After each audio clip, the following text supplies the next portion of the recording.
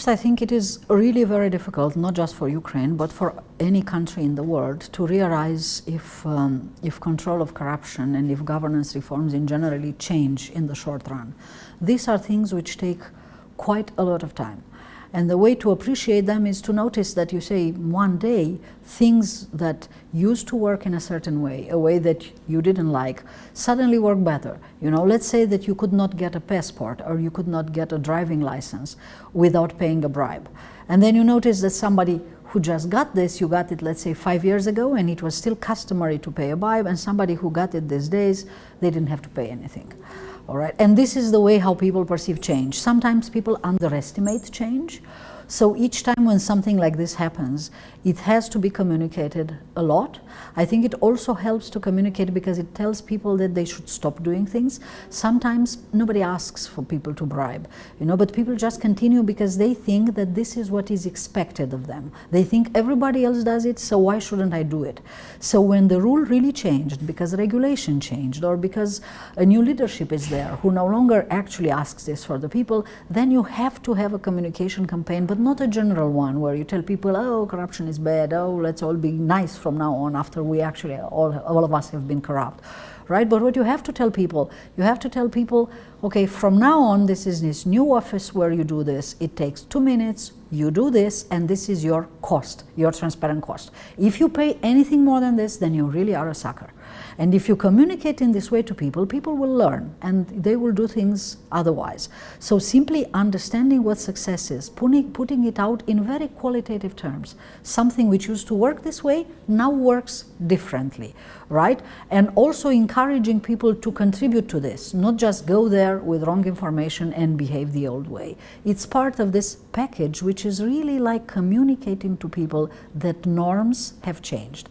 And the practices have to follow norms and change as well. Can you name specific indicators of these effective reforms? What are they? Well, I do not know indicators of effective reform in Ukraine. The only one which really impressed me, and I think that the others which should be like this, were the fact that, for instance, you had an energy market, which was a reflection of what we call privileged economy, an economy where bad restrictive regulation actually creates winners, people who get economic rents and do not get rich by merit. And this market was dominated by a very few selected, connected companies, which got a lot of money out of this, just because they had the privilege of being in this market and other people were denied this privilege. And the fact that this small, limited number of companies now has grown to quite a significant number of companies who are able to trade energy shows that the market access has opened. This is how it should be. Despite starting with a very harsh reforms, such as lustration in Ukraine, we're now facing the situation when the reforms are mostly pushed by the civil society groups rather than the government. Do you think it suffices? I am not aware of any country to have succeeded in radically changing a governance regime, for instance, from systematically corrupt to exceptionally corrupt, except if some enlightened elite comes to government, either in the form of one party or in the form of more parties, a coalition of parties, broadly supported from society, supported by businesses who want competitive business environment and not a privileged business environment, supported by universities, by intellectuals, and supported by a broader group of people. So I think it is absolutely heroic to fight from civil society to change a country, but unless you have broader civil society and its political representation, a coalition of parties which managed to get 51% in parliament and pass the necessary reforms, because in countries such as Ukraine, corruption is not an isolated phenomenon. You cannot cure corruption in health or in education without radically reforming the system of health of education. A part of a corruption is policy failure. It's produced by bad policies in the way that the systems are organized. And it's not going to disappear, you know, just by arresting doctors who receive gifts. You really need to change the system, and for this, you need to have a majority in parliament. You also need to know what to do, but you also need to win some elections. And this might take some time, but there is no avoidance of that. That is the way ahead. There is now a visual battle between anti-corruption activists and the government. Even the anti-corruption activists are being made to declare their assets publicly now in Ukraine.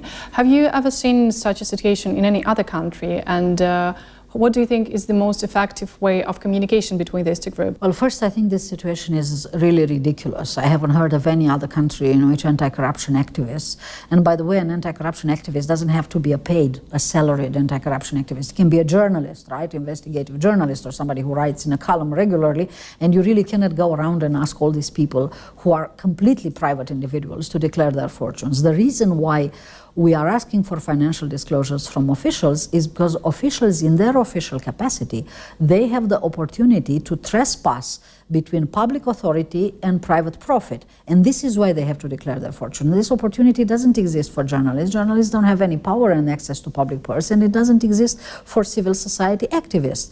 So this whole thing looks a little bit like a revenge to me and the form of harassment to civil society. On the other hand, I think that also it might be that civil society in Ukraine conceives very narrowly anti-corruption as just real-time repression of these top people who might do something that civil society think that this is wrong.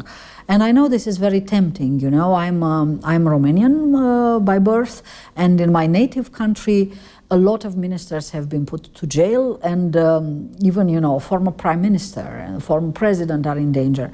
But corruption has not gotten better due to all this.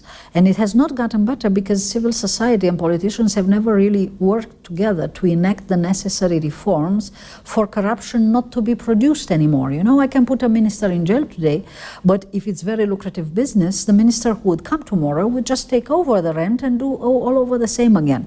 So you have to have some cooperation with politicians. And for this cooperation with politicians who have the advantage of being elected, you know, maybe they're bad politicians, maybe they're corrupt politicians. God knows that in many of these countries they tend to be corrupt politicians.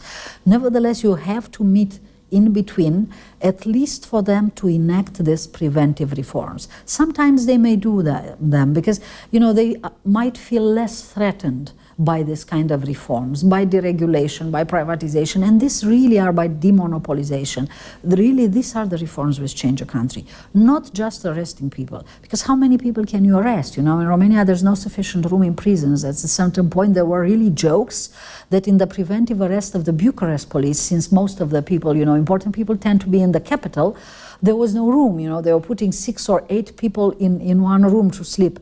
But in the end of the day, this didn't really, you know, change much, change less than in other countries where you managed to negotiate some reforms.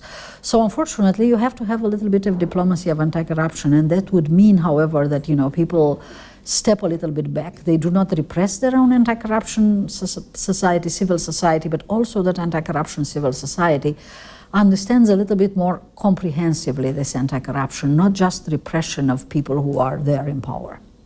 What are the lessons for Ukraine to be learned within the example of the Eastern European countries, which have been a successful case for combating corruption?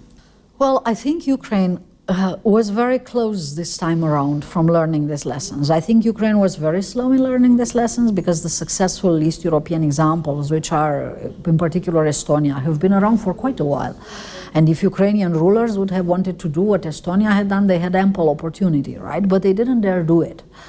Nevertheless, this example is still there, and meanwhile there is the most recent example of Georgia, and I know that Ukraine tried to learn from Georgia, but I think that Ukraine actually should do more, and in particular should do more in terms of the Georgian administrative revolution, of administrative simplification, of transparency. I think that there's quite a lot of lessons that Ukraine can still do. There are very close examples which can be culturally transferred. It's not easy, you know, to do what whoever else did, but doing what is best in East European countries is really something which is, I think, accessible to Ukraine, and I would insist in this.